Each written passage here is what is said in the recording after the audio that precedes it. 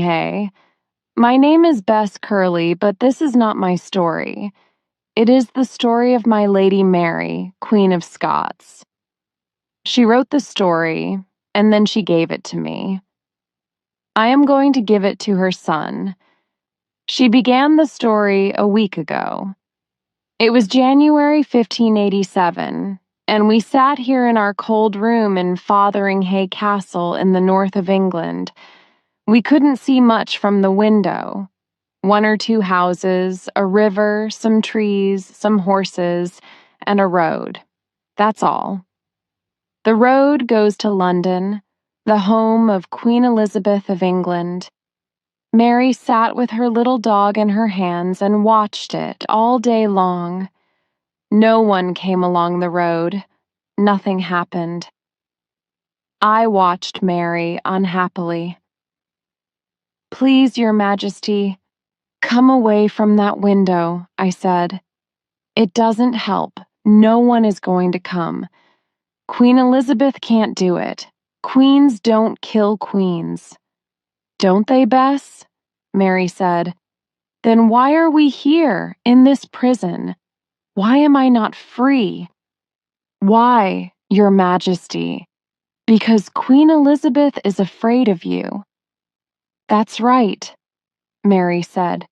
"She's afraid of me, and she hates me too. She hates me because I am beautiful, and she is not. Because I had 3 husbands, and she never married. And because many people, good Catholic people in England, France, Scotland, Spain, say that I, Mary, am the true Queen of England, not Elizabeth. And Elizabeth has no children, so when she is dead, my son James—" She came away from the window and stood in front of me. "James," she said quietly, "my son. Does he think about me sometimes? He was only 10 months old when I last saw him. It is nearly 20 years. Of course he thinks about you, Your Majesty," I said. "You write to him often. How can he forget his mother?" "Then why doesn't he write to me?" Mary asked. "Does he want me to stay here in an English prison?" "No, of course not, Your Majesty. But he has a lot of work, Your Majesty. He is the King of Scotland and—" "He is not the King of Scotland, Bess," she said. "Not be, for I am dead. Remember that." "No, Your Majesty, of course not. But perhaps people tell him things that are untrue. You know what people say. Perhaps he thinks you killed his father." Mary's face went white. She was very angry, and for a minute I was afraid. She said, "You know that's a lie, Bess. It is a lie. I did not kill James's father. I knew nothing about it." "I know that, Your Majesty. But perhaps James doesn't know it. He hears so many lies all the time. He needs to know the true story. Why don't you write and tell him?" Mary sat down slowly. She looked old and tired. "All right, Bess," she said. "Give me a pen, please. I'm going to write to James and tell him the true story. You can give it to him when I'm dead." "Dead, Your Majesty? Don't say that. You aren't going to die?" Her old, tired eyes looked at me. "Yes, I am, Bess. You know what is going to happen. One day soon, a man is going to bring a letter from Queen Elizabeth, and then her men are going to kill me. But before I die, I would like to write to my son, James. I want to tell him the story of my life, so give me a pen, please." I gave her a pen. This is what she wrote. Chapter 2. France. Dear James. Very soon I am going to die and meet my God. Before I die, I want to write the true story of my life for you. Everything that I write here is true. I cannot lie to you or to God. Please believe that, James. It's important to me. My father died when I was 1 week old, so I was the Queen of Scots when I was a baby. At first, I lived with my mother in Scotland, and then, when I was 5, I went to France. My mother was French, but she stayed in Scotland and died there. I went to France to marry the King of France's son. His name was Francis, and he was 1 year younger than me. In 1559, his father died, so Francis was king. Then I was Queen of France and Queen of Scotland, too. I was very happy in France. Francis, my husband, was like a little brother to me. I think he loved me, but he was very young, and he was often ill. And then, in 1560, he died. He was 16 years old. When he died, I was very unhappy, and my life was very different. There was a new king and queen, and I wasn't important in France anymore. But I was still Queen of Scots, so I came back to Scotland. When I arrived in Scotland, I was a young girl of 18. My mother was dead, and there was no one there to meet me. I walked off the ship, and I slept in a little house near the sea. Next day, the Scots lords came from Edinburgh. They were pleased to see me, and for a week everyone was happy. People smiled at me and sang in the streets. I think everyone liked me. Then, that Sunday, I went to church. James, my son, you are a Protestant and I am a Catholic. You are a good man and you love God, but your church and my church are enemies. I was born a Catholic and I am going to die a Catholic. I love God too. I hope you understand that. I'm not going to change now. That Sunday, people shouted angrily in the streets. Your Majesty, said the Scots lords. Scotland is a Protestant country. You can't go to a Catholic church here. The Scottish people don't like Catholics.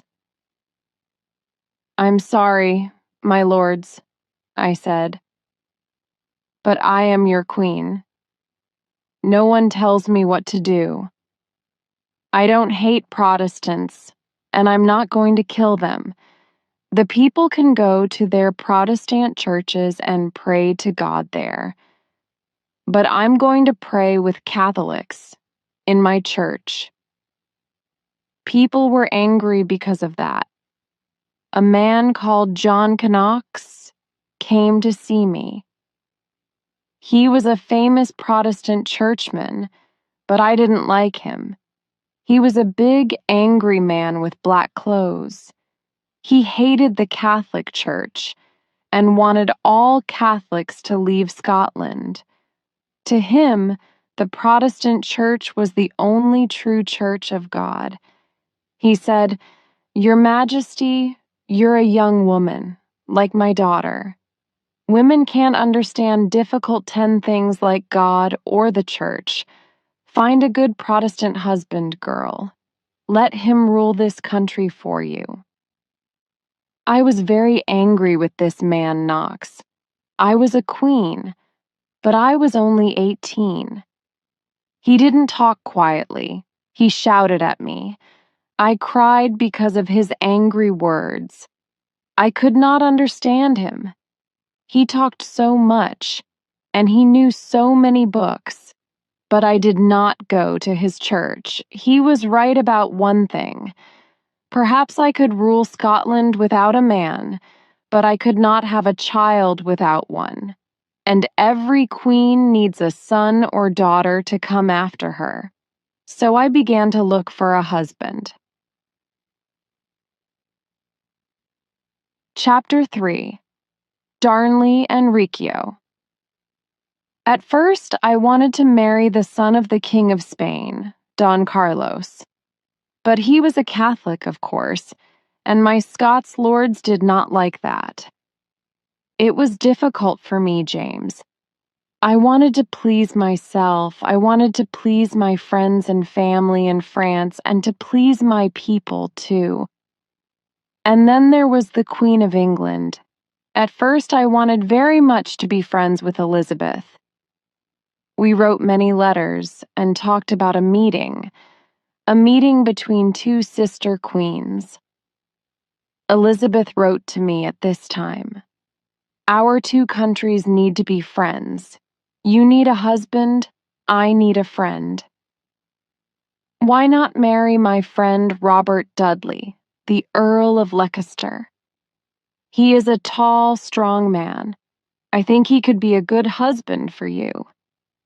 I was very angry about this letter. There were a lot of stories about Elizabeth and Robert Dudley. They were good friends. He often danced and sang and talked with her.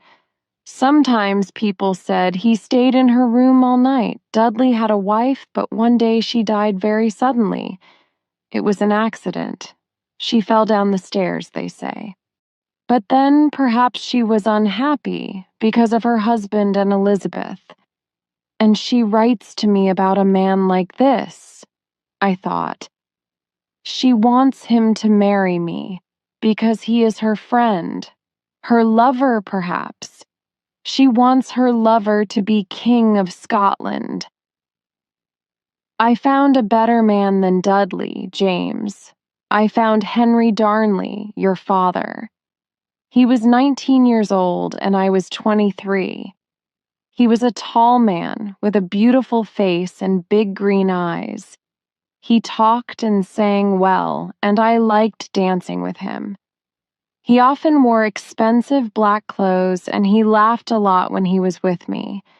He was very young and friendly, and I felt happy when I was with him. I liked him very much, and I thought he loved me too. He was an important man too. We were cousins. His grandfather was King of Scots, and his great-grandfather was Henry VII of England. In July 1565, I married him. Elizabeth was very angry, and so were a lot of the Scots lords. My half-brother, the Earl of Moray, tried to stop the marriage. I had to fight him, and he ran south to England. But I was happy. Your father and I laughed every day. He was now Henry, King of Scots. After 1 or 2 weeks, the laughter stopped. A king has a lot of work, James, you know that. He has to read hundreds of letters, talk to people, and think about a lot of important things. I did those things every day. But now, I thought, I had a man to help me. "My Lord Henry," I said, "would you like to read all the letters with me? You can sit next to me, and you can work with me every day." Your father looked unhappy. "I'm not interested in work like that," he said. "I don't understand it." "Of course not," I said. "You're a young man, my love, but I can teach you." For 1 or 2 days he sat down with me, and I tried to teach him. But it was true, he was not interested in the work, and he did not try to understand it. "You do it, Mary," he said. "I'm going out with my friends. We're going to ride and drink and swim."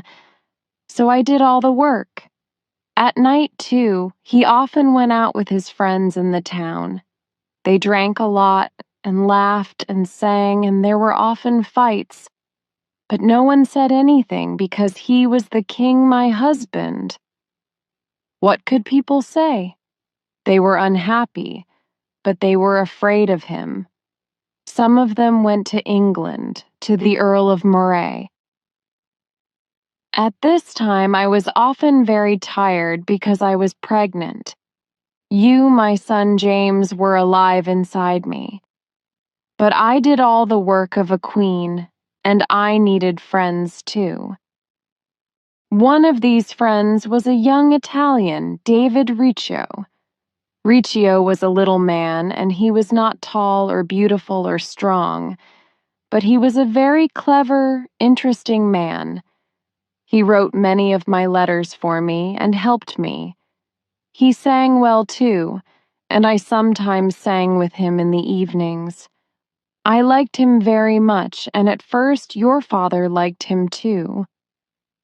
But then More's friends began to talk about me and Riccio. David Riccio is in the Queen's rooms every night, they said to your father. She laughs and sings and dances with him, my lord. It is not right. He is not a Scotsman, and he is not her husband. He is always with her. Perhaps they said other things too. I don't know. A lot of Scots lords listened to them. But I tell you, James, before God, I did nothing wrong. David Riccio was a good man. He worked hard, and he helped me. So of course I liked him. Your father did not work. He went out to the town every night with his friends and drank. And then one night your father came home. Chapter 4. The Death of David Riccio. It was a Saturday evening in March 1566. I was in Edinburgh with some friends. David Riccio was there with 6 or 7 other people. We were in a small room, but there was a good dinner on the table, and we were happy. It was dark outside, but inside it was warm and friendly. Suddenly, a door opened behind me. In the door was Henry Darnley, my husband. I stood up and smiled. "Good evening, my lord," I said. "Please come in. Would you like something to eat?" "No, thank you," he said. "I'm not hungry, but I want to sit next to you, wife. Please tell that man to move." A man got out of the chair next to me, and Darnley sat beside me. Then he put his arms round me. I did not like it. His face was hot, and his eyes looked unhappy. But I smiled and said, "I'm happy to see you, my lord." "Are you merry?" He laughed. "Are you really?" "Yes, of course, my lord, but—" Then the second door opened, and his friend, Lord Ruthven, stood there. He had a knife in his hand. His face was red, and he looked very angry. At first no one moved. Then Ruthven said, "Your Majesty, send David Riccio out of this room now. I want him." I looked at Riccio. He was afraid. "Why?" I said. "Why do you want him?" "He is a bad, wicked man," Ruthven said. "Send him out." "No," I said. "You want to kill him? David Riccio is my friend. He stays here with me." "He goes out, woman," Lord Ruthven said. "King Henry, hold your wife, please."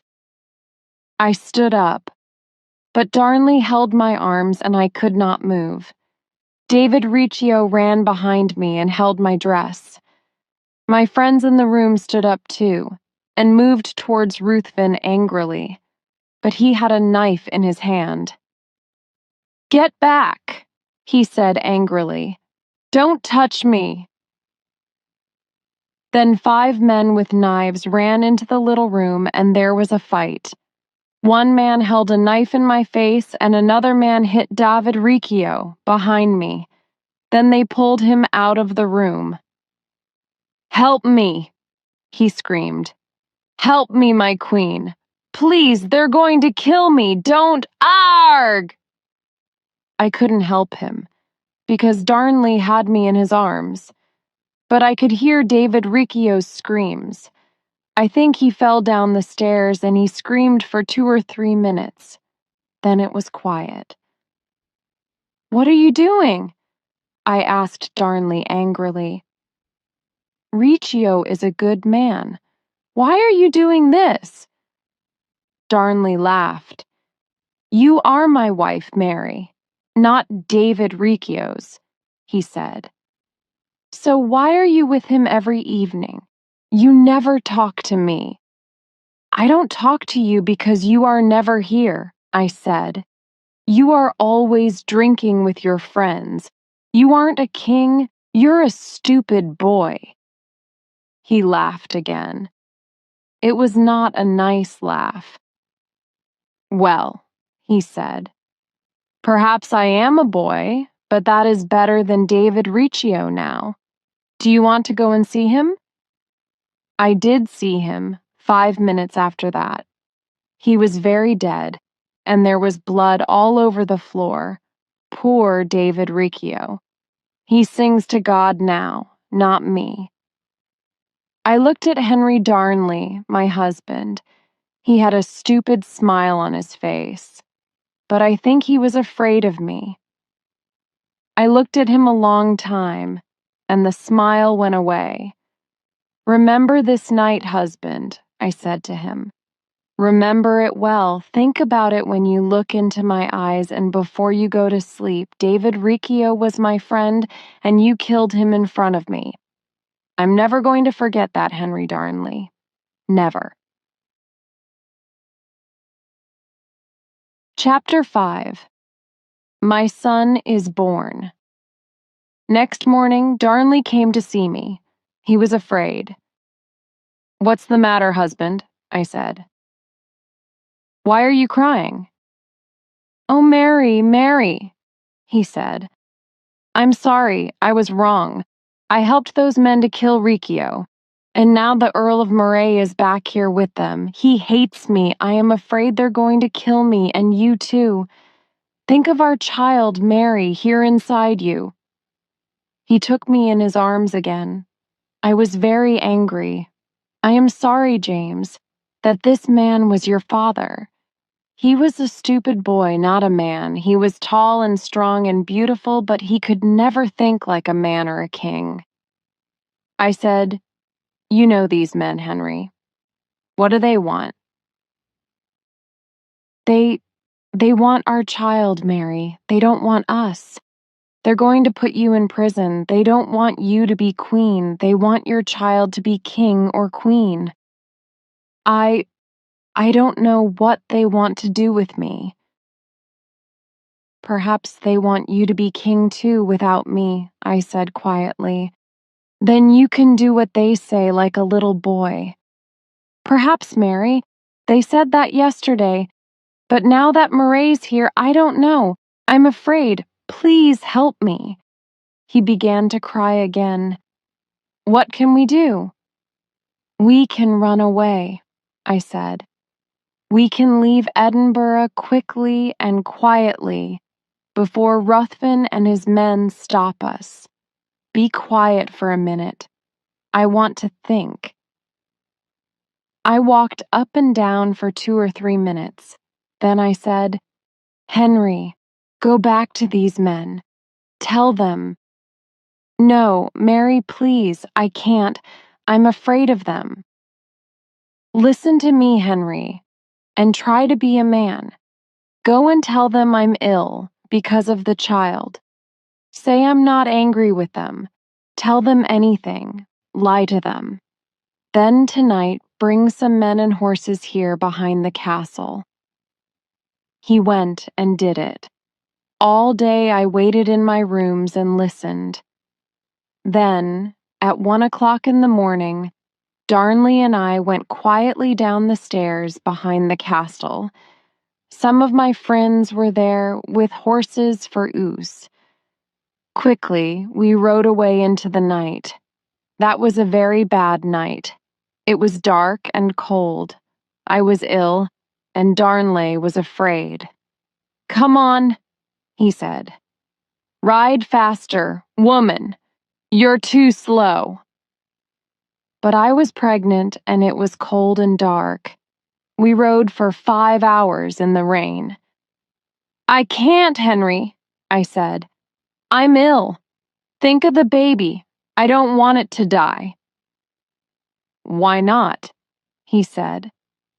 "We can always make another one." "I'm sorry, but it is true. Your father said things like that, James." Then he rode away in front of me, into the dark. I rode slowly behind with my good woman, Bess Curl. In the morning we arrived at Dunbar Castle. Darnley slept, and I wrote letters to my friends. Next day, Lord Bothwell came to help me. I liked him. He was a good, strong man. Soon I had an army of 8,000 men. Bothwell and I rode back to Edinburgh with the army. Lord Ruthven died, and some of his friends ran away. But the Earl of Moray stayed. All that summer I ruled the country and waited for the baby. My husband stayed outside my rooms. I did not want to see him. No one did. Perhaps he drank with his friends, I don't know. And then, on 19th June, in a small room in Edinburgh Castle, my baby was born. It took a long time, but at last you were in my arms, James, my son. I asked your father to come in. "My Lord Henry," I said, "this is our baby. Look at him, my lord.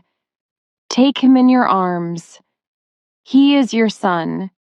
Isn't he beautiful?" But your father did not love me, James. Very often, after you were born, he slept with other women. I know that because he talked to everyone about it. I think he wanted people to know. And I am sorry, but I do not think he loved you, James. When I took you to church and gave you your name, he did not come. He wasn't interested. Never. But because of him, David